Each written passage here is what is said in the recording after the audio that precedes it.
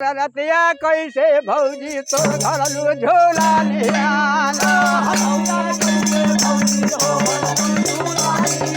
ना हो अब झोला लियाना हो अब झोला लियाना रतिया कैसे भौजी तो घरलू झोला लियाना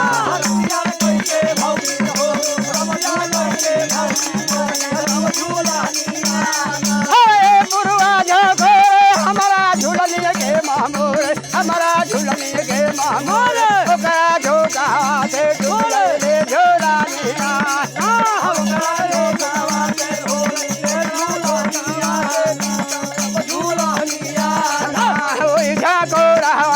टूट गए झोला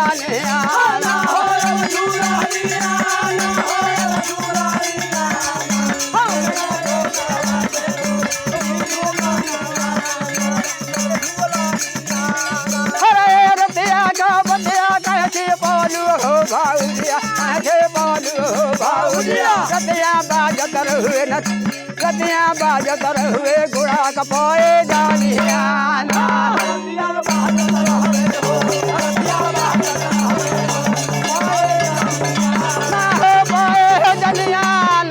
रतिया बाजत हुए गुड़ा कपोए जानिया